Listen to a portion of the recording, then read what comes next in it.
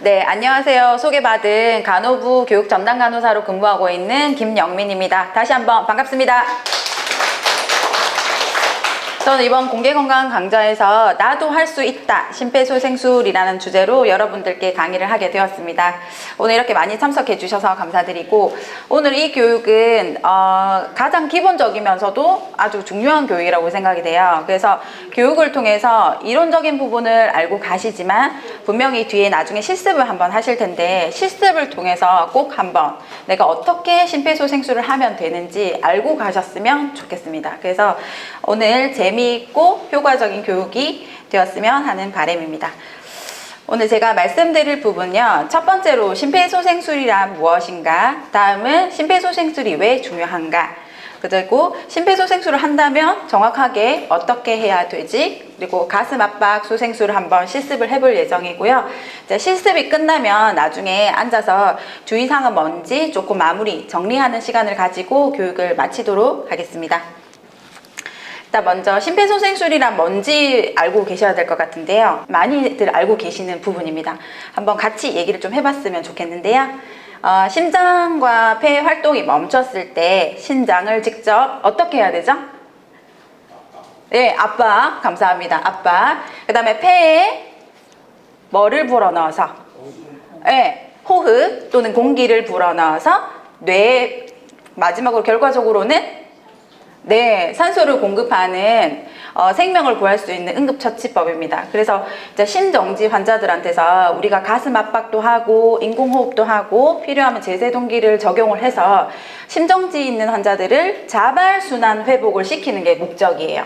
그 자발순환 회복이라 하는 것은 의식이 없는 환자들이 스스로 움직일 수 있게 되는 거, 또 아니면 스스로 호흡을 할 수 있게 되는 거, 때로는 또 기침을 하게 되는 거, 이런 자발순환 회복을 도우도록 하는 게 심폐소생술입니다.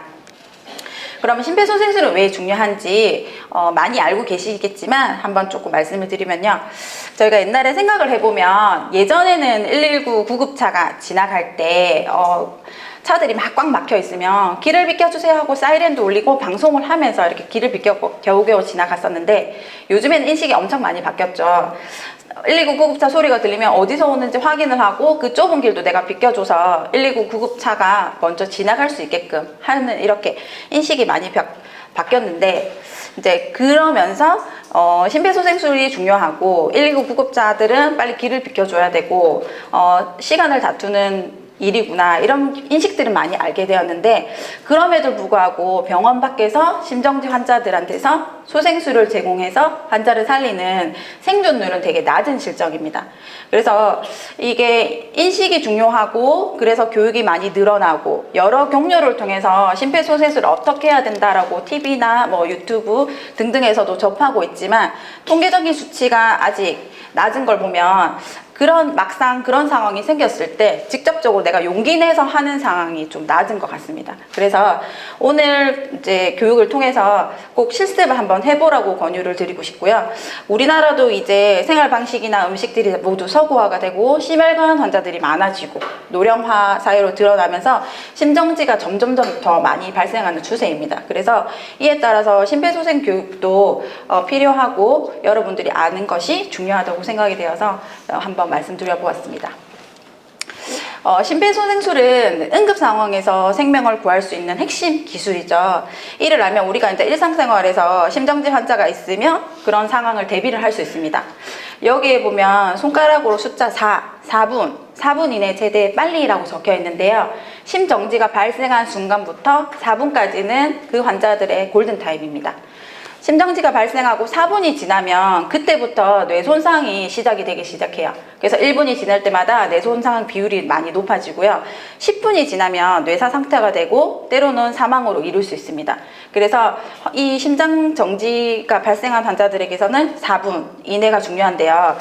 우리가 지금 뭐 도심의 교통 여건이나 아니면 가정에서 발생했는데 엘리베이터가 엄청 밀려 있거나 아니면 지하철에서 아니면 산에서 심정지가 발생했다. 이렇게 해서 119로 구조대를 요청을 했고 구급대원이 와서 심폐소생술을 해서 환자를 생존시키기에는 한계가 있습니다. 왜냐하면 오는 데까지 시간이 필요하니까요. 그 4분 이내에 아니면 구급대가 올 때까지 그 시간 동안에는 우리가 발견한 사람이 CPR을 심폐소생술을 해줘야만 환자의 생존율을 높일 수 있어요. 그렇기 때문에 심폐소생술을 정확하게 알고 계셔야겠습니다. 그리고 심장마비의 전조 증상을 한번 가져와 봤는데요. 이게 보통 사람들은 심장을 평생 동안 수십 번이 막 뛰고 있어요. 근데 이게 뭐가 잘못됐는지, 언제 잘못됐는지, 어떻게 도움을 요청을 해야 되는 것이 아는 것이 좀 중요한데요. 여기에 그림을 보시면 심장마비 전조 증상, 경고 증상이라고 적혀 있죠. 이런 이제 뭐 가슴의 통증이라든지 가슴을 엄청 돌로 짓누르는 듯한 느낌, 그 다음에 통증이 뭐 어깨나 팔로 전달이 된다든지 토할 것 같은 느낌, 오심, 식은땀, 체한 것 같은 느낌, 어지러움, 호흡의 불편함, 이런 것들이 모두 이제 심장마비의 전조 증상에 해당이 되는데요. 어떤 사람들한테는 가슴 통증이 엄청 강렬하게 와서 나 이거 심장마비 올 것 같다, 뭔가 관상동맥 쪽에 문제가 있는 것 같다 느끼는 사람들도 있지만, 또 어떤 사람들한테는 최소한의 불편감으로만 와서 이게 심장마비의 전조 증상인지 모르시는 분들도 많아요. 그래서 이런 모든 증상들이 심장마비 전조 증상이다라는 걸 알고 조금 대처하면 좋을 것 같습니다. 실제로 이 증상들 중에서 관상동맥으로 인해서 심장 막혀서 이제 증상을 느끼는 거 뭐가 제일 많을 것 같으세요? 이런 증상들 중에서. 네, 가슴 통증. 가슴 통증이 제일 많으세요. 55%, 전체 마비 중에서 55%인데 가슴 통증이신 분들은 인지를 하고 병원을 가세요. 그리고 검사를 통해서 적절하게 시술을 받는 경우도 있어요. 놓치지 않으면. 그런데 조금 저는 보면서 의아한 케이스는 두 번째로 많은 거는 체한 느낌이에요. 소화불량. 심장마비가 있었었고 그러니까 심장마비가 진행이 되고 있는데 환자가 계속 소화가 안 되고 가슴이 답답하고 체한 것 같은 이런 느낌을 느끼는 거는 위장장애라고 이제 인지를 하고 그냥 소화제를 먹는다든지 소화기 쪽으로만 문제를 보신단 말이에요. 그냥 별로 이상이 없는데요 이렇게 하면은 내가 그냥 체했었나 보다 이렇게 넘길 수가 있는데, 이게 만약에 심장마비의 전조 증상이었다면 급작스럽게 이제 진행이 되고 심정지로 사망으로 이어질 수 있습니다. 그래서 저도 이거 주변의 사례를 보면서 조금 많이 알게 됐고 관심을 가지게 됐는데, 체한 것 같은 느낌이나 소화장애가 있으면 이것도 심장마비의 전조 증상임을 한번 꼭 말씀드리고 싶었습니다. 자, 심정지 환자가 있으면 어떻게 해야 되지? 정확한 방법을 조금 한번 말씀드리고 싶고요. 일반인들이 이제 이 교육을 통해서 심폐소생술에 대해서 들었다고 해서 완벽하게 심폐소생술을 구사하기는 어렵습니다. 그래서 우리는 반복과 학습, 계속 실습이 이제 반복되는 것이 중요한데요. 이런 이제 제가 오늘 말씀드릴 부분은 심폐소생들 중에서도 가장 기본적인 부분들을 말씀을 드릴 거거든요. 그래서 이런 것들을 배우고 습득해 두면 이제 누군가의 생명을 지킬 수 있는 하나의 도구가 될 수 있을 것 같습니다. 그러면 심폐소생술을 어떻게 해야 되는지 한번 살펴보면요. 아까 심정지 환자들한테서 숫자 4분 이내가 중요하다고 말씀드렸는데, 순서와 방법을 보시면 4가지가 있어요. 요거 4가지도 중요합니다. 먼저 첫 번째는 반응 확인. 뒤에 하나씩 조금 더 구체적으로 살펴볼 예정이에요. 두 번째는 도움 요청. 도움 요청은 주변 사람과 119에. 그 다음에 세 번째는 호흡 확인. 네 번째는 심폐소생술입니다. 심폐소생술은 가슴 압박과 인공호흡으로 이루어져 있고, 만약에 주변에 아무도 없고 내가 심폐소생술을 해야 되는 상황이라면 119 구급대가 올 때까지 계속 지속되어져야겠습니다. 그래서 이 4단계를 하나씩 구체적으로 조금 살펴보려고 하는데요. 먼저 반응 확인, 의식 확인을 보겠습니다. 사람이 쓰러져 있거나 환자가 쓰러져 있으면 우리는 환자한테서 반응을 확인을 해야 되는데요. 먼저 그 장소가 안전한 상황인가를 먼저 조금 확인을 하셔야 돼요. 환자가 쓰러질 때는 반드시 평평하고 예쁘게 되어 있는 곳에 쓰러지지 않잖아요. 계단에서 쓰러질 수도 있고 베란다고 화장실이 될 수도 있고, 그래서 그 안전한 상황인지 먼저 확인을 하고 환자를 안전하게 눕히는 게 우선입니다. 그리고 환자를 반응을 확인을 하셔야 되겠는데요. 환자가 넘어지면서 목뼈나 허리에 상처가 있다면 그쪽으로 손상이 있을 수 있기 때문에 움직임을 최소화하는 게 좋아요. 그렇기 때문에 환자를 반응을 확인을 할 때는 환자를 막 흔들어서 깨우면은 만약에 목뼈나 허리 손상이 있으면 그걸 악화시킬 수 있기 때문에 흔드는 건 금지입니다. 그래서 환자를 반응을 확인할 때는 어깨를 위아래로 두드리면서 환자분, 대상자분 괜찮으세요? 이렇게 하셔야 되겠고, 이게 내가 이렇게 두드리는 것도 흔들려서 좀 뭐 환자가 손상될까봐 불안하다 이러면 여기 어깨를 줌으로 여기 꼬집는 거 아시죠? 그래서 환자분 괜찮으세요? 하고 이제 부르면서 확인을 하셔야 되는데, 또 환자분께서 귀가 어둡거나 안 들릴 수도 있잖아요. 그래 귀 가까이 대면서 환자분 괜찮으세요? 눈 떠보세요. 이렇게 확인을 하시면 됩니다. 어깨를 이렇게 두드리려고 했더니 이렇게 가슴을 두드리시는 분들도 있어요. 가슴을 두드리면 이게 만약에 장기 손상이 있었던 경우라면 또 장기 손상을 악화시킬 수 있기 때문에 우리 사람 몸에서 이제 여기 강력한 뼈인 어깨를 두드리면서 이렇게 가볍게 확인을 하시면 되겠습니다.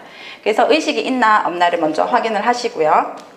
다음은 의식이 없다면 도움을 요청을 하셔야 되겠습니다. 혼자 있다면 전화기를 들고 바로 119에 전화를 해서 여기 심정지 환자가 있고 제세동기가 필요하다라고 구급대원한테 119 신고를 하시고, 2명이 있으면 나는 심폐소생술을 바로 시행을 하고 한 명한테는 도움을 지정을 해서 119에 신고하라고 얘기를 해야 되겠어요. 여기 심정지 환자 발생했어요. 119에 전화 좀 해주세요. 이렇게 했을 때 누가 전화하겠지 하고 이렇게 지켜보는 경우가 많단 말이에요.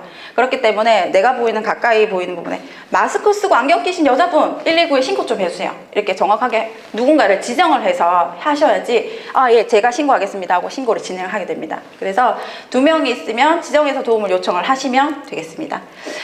요즘에는 이제 핸드폰 전화를 다 이용을 하잖아요. 그 핸드폰 전화에 보면 스피커 통화가 있어요.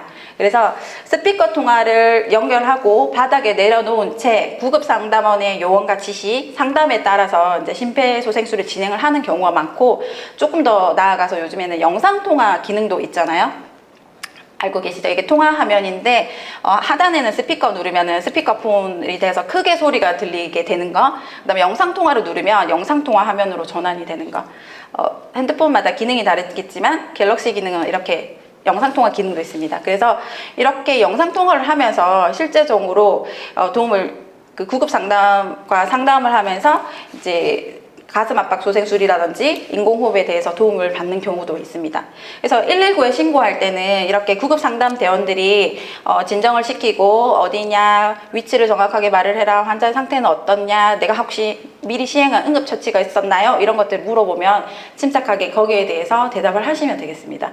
이게 환자가 쓰러져 있고 그게 또 내 가족이나 지인이라면 좀 더 많이 당황스러워요. 이런 내용을 알고 있더라도 갑자기 눈앞이 까매지면서 뭘 해야 될지 몰라요. 그래서 일단 신고부터 하고 상담 요원의 상담에 따라서 진행을 하시면 될 것 같습니다. 다음은 호흡을 확인을 하셔야 되는데요. 환자가 숨을 제대로 쉬고 있나 없나를 확인하는 거예요. 환자를 대상자의 얼굴과 가슴을 쳐다보면서 얼굴을 가까이 대고 숨결을 느껴보고 가슴이 흉곽이 올라오는지 안 올라오는지 확인을 하는 거예요. 그래서 이게 숨을 쉬는지 안 쉬는지, 숨이 미약하게 쉬고 있거나 잘 쉬는지 보려면 옷이 두꺼우면 호흡을 확인할 수 없잖아요. 그래서 옷이 두껍다면 벗겨서 확인을 하셔야 되고, 호흡 확인한다고 시간을 지체할 필요는 없어요. 10초 이내로 호흡을 확인하고 의식과 호흡이 없다면 심폐소생술을 시행을 하셔야 되겠습니다. 여기 보면 호흡이 없거나 비정상이라고 적혀 있는데요. 이 비정상적인 호흡은 심정지 직전의 호흡은 환자들이 코를 고는 듯한 소리의 호흡, 또는 꺽꺽거리면서 어깨를 들썩이면서 쉬는 호흡을 규칙적으로 하지 않거나 간간히 한 번씩 하는 한숨 쉬는 호흡, 이런 것들은 심정지 호흡이에요. 그래서 이런 호흡을 하더라도 곧 심정지가 일어날 거기 때문에 비정상적인 호흡은 심정지로 간주하고 심폐소생술을 시행하시면 되겠습니다. 내가 진짜 모르겠다, 이게 이 환자 숨을 쉬는지 안 쉬는지도 몰라서 응급구조대원한테 말하시면 되세요. 환자가 이런 상황이다 라고 얘기하면 응급구조대원이 또 거기에 대해서 판단을 해줍니다. 그거는 잘하고 있네요, 지금 호흡을 안 하는 상태입니다, 심폐소생술을 시작하세요. 이렇게 해서 이제 구급상담 역할에 조금 기대어 볼 수도 있겠습니다. 그래서 의식이 없고 호흡까지 확인을 했는데 환자한테 이제 그런 심정지 상태라면은 심폐소생술을 시행을 해 주셔야 되잖아요. 심폐소생술은 가슴 압박 30회와 인공호흡 2번을 심폐소생술이라고 합니다. 가슴 압박이 가장 중요한데요. 가슴 압박은 어떻게 해야 되냐면 여기 흉골뼈가 있어요. 뼈만 이렇게 갖다 놓으면 정확하게 조금 구분이 되거든요. 그래서 뼈가 있는데 여기 핑크색처럼 넥타이처럼 보이는 이 부분이 복장뼈라고 하는 흉골이에요. 가슴뼈 흉골에서 흉골을 상하부 나눴을 때 하부 중에서도 2분의 1 지점이 정확한 압박 위치입니다. 예전에는 저 꼭지 사이에 대고 압박을 하면 돼요 이런 얘기들을 했었는데요. 그거는 조금 조심스러운 게 저 꼭지 위치가 사람마다 좀 다를 수도 있고 가슴이 처진 여성이나 가슴이 엄청 풍만한 사람들은 그 위치가 다를 수도 있단 말이에요. 그래서 흉골 하부 2분의 1 지점이 가슴 압박 위치예요 라고 말씀드리고 싶고, 이게 뼈만 보면은 여기가 흉골이네 라고 잘 아시지만 사실은 마네킹을 이렇게 열어보면은 피부로 이렇게 덮여 있고 어디가 흉골인지 좀 잘 모르시거든요. 흉골은 우리 여기 쇄골 부위에 만나는 여기 움푹 들어가는 이 부분과 여기 명치 끝에 움푹 들어가는 그 부분까지 딱딱한 뼈를 흉골이라고 합니다. 그래서 흉골을 반으로 나누고 하부 반 지점이 압박 정확한 지점이고, 그렇게 정확한 압박 지점을 찾기 위해서는 탈의를 하셔야 돼요. 숙련된 전문가가 아니고서는 OD에서 압박하는 거는 금물입니다. 그리고 압박 속도는 1분에 100에서 120회예요. 이게 1초에 한 번보다는 조금 더 빠르게거든요. 1초가 생각하면 되게 찰나의 순간이잖아요. 그렇지만 그렇다고 엄청 막 폭주할 정도로 빠른 속도는 아니에요. 실제로 해보시면.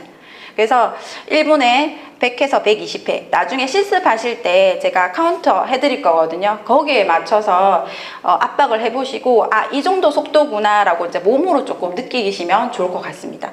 그리고 압박 깊이는 5cm의 깊이, 내가 누르는 게 옆에서 봤을 때 5cm가 들어가는 게 정확한 깊이예요.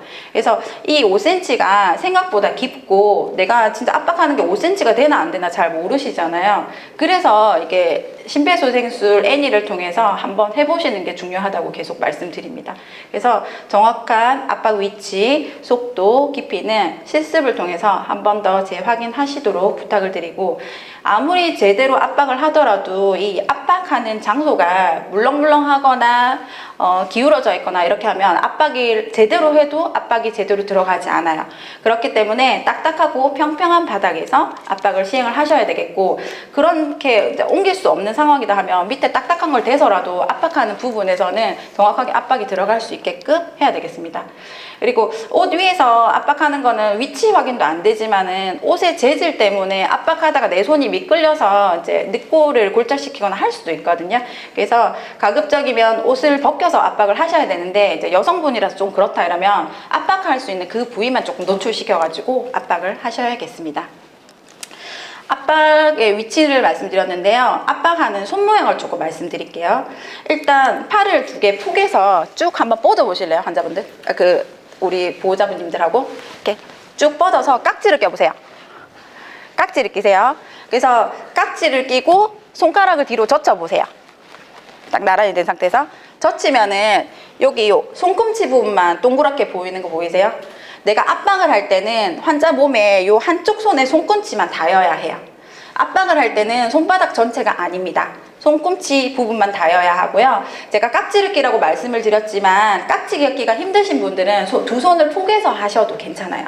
그래서 두 손을 쫙 펴고 일직선이 된 상태에서 그대로 환자한테 내려서 압박을 하시면 되는데, 압박을 할 때 중요한 거는 내 팔이 구부려지면 안 됩니다.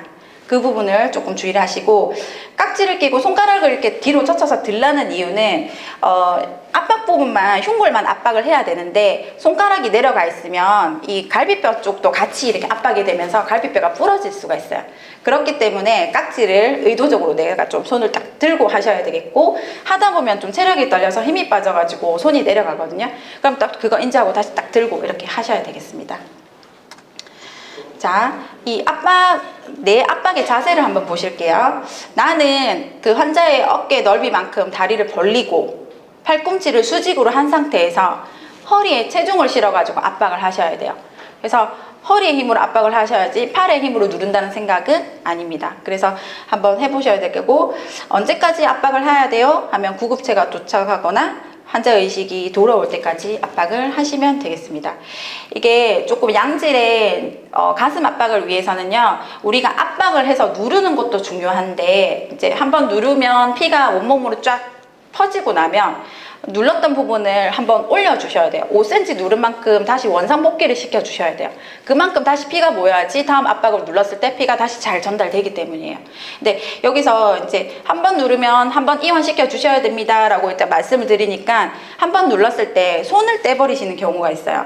압박 지점은 손꿈치 대고 있는 지점을 떼라는 의미가 아닙니다. 한 번 누르면 힘만 빼라는 얘기예요. 체중을 실어서 누르고 힘을 빼고, 압박 위치는 손이 떨어지면은 안 됩니다. 그 부분이 조금 중요한 부분이고, 구급차가 도착하거나 의식이 돌아올 때까지라고 했는데, 실제로 이거 연습용 애니로 한번 해봐도 되게 힘들어요. 그래서 약간 체력 분배라든지 규칙적으로 하는 것이 중요하고, 이게 숙련된 의료인들도 이게 가슴 압박을 하면은 2분마다 교대를 해요. 왜냐하면 힘이 빠져서 압박이 안 되거든요.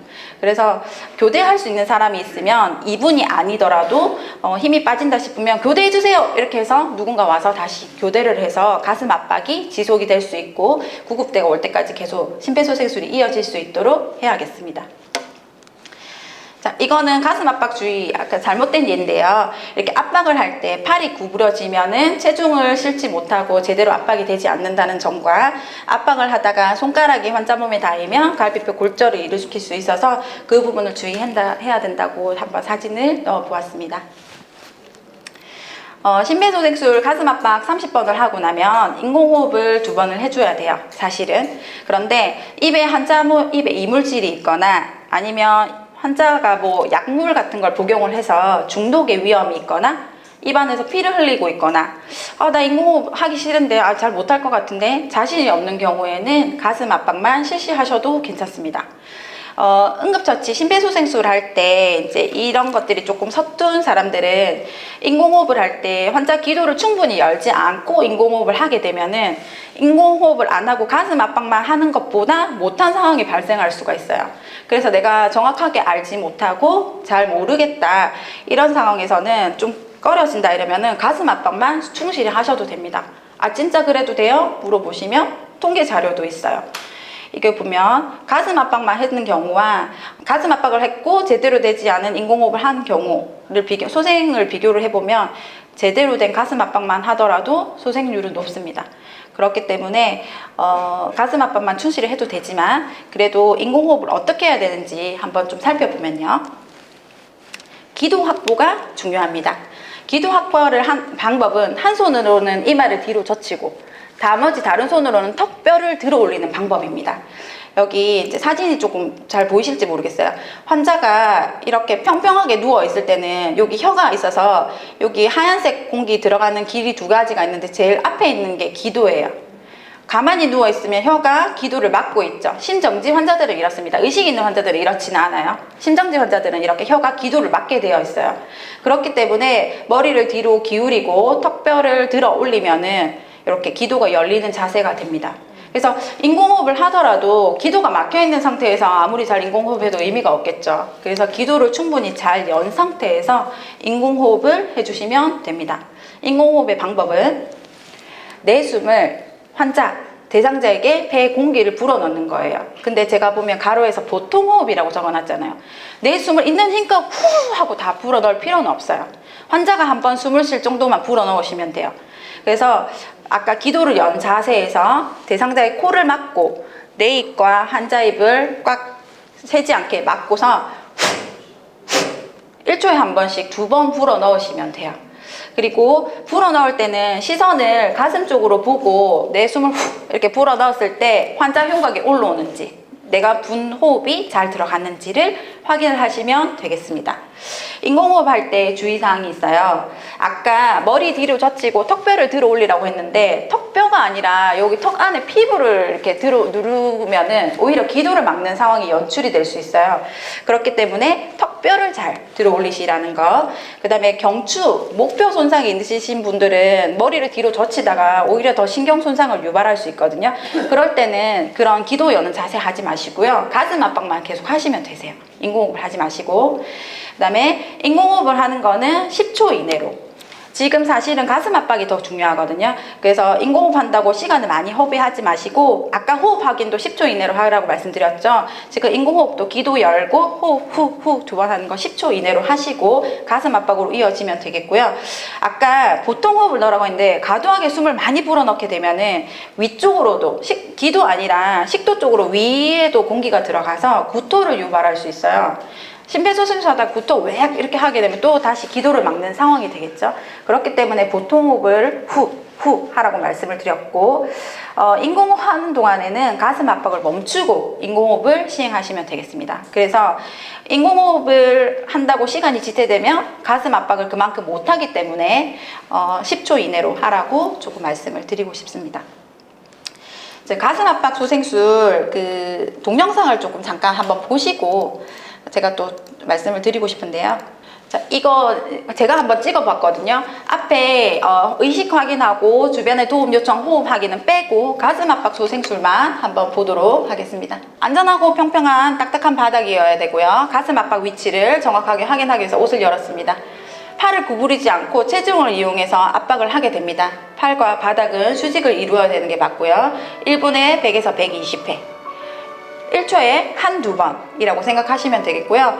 손깍지를 잘 끼고 손꿈치를 이용해서 압박을 하고 손가락은 들지 않도록, 내려가지 않도록 하셔야 되겠고, 저번에 교육했을 때는 진짜 이 정도 깊이랑 세기로 환자한테 압박해도 돼요? 골절이 일어나는 거 아니에요? 아니요. 골절이 일어나지만 뼈가 산산조각 나는 경우는 조금 드물고요. 골절이 일어날 수 있어요. 고령이신 분들이 많고 골대사 상태가 다르니까. 하지만 골절이 일어날 정도로 정확하게 압박해야 되는 게 맞아요. 지금은 심정지 상태이고 한 번 할 때 정확하게 제대로 해야 되지 조금만 하면 의미가 없어요. 왜냐면 이걸 한번 쫙 제대로 짜주면서 심장의 전신, 폐, 머리까지 올라가야 되기 때문이에요. 심장에 있는 혈액이. 그래서 압박을 그렇게 강하고 규칙적으로 해야 되고요. 저도 의료 현장에서 이렇게 압박하면 압박하다가 빠지식하면서 이제 환자 골절됐다 이런 느낌이 들 때도 있거든요. 그래도 하셔야 돼요. 지금은 골절이나 합병증보다는 사람 생명을 살려야지 그 다음이 있기 때문입니다. 그래서 골절이 나왔다면 그만큼 압박을 제대로 했구나라고 생각하셔도 될 것 같습니다. 자, 이거 뭔지 알고 계세요? 많이 보셨죠? 자동 심장 충격기. 우리나라에서는 이제 다중이용시설이나 이렇게 심정지 발생의 가능성이 많은, 사람이 많이 모이는 장소에 이제 자동 제세동기가 보급이 되도록 2012년부터 법으로 의무화되어 있습니다. 그래서 아파트 관리소, 의료기관, 대형마트, 전통시장 이런 데도 보면 이렇게 이제 여러 형태의 다양한 모습이지만 자동 제세동기가 있는 모습을 볼 수 있습니다. 그래서 이런 데 설치 장소가 있다는 것을 알고 계시면 좋은데요. 조금 문제는 우리가 다른 선진국들보다 자동심장 충격기가 여기저기 많이 배치가 되어 있는데도 불구하고 이 심장 충격기를 활용한 소생술의 이제 비율이 낮다고 합니다.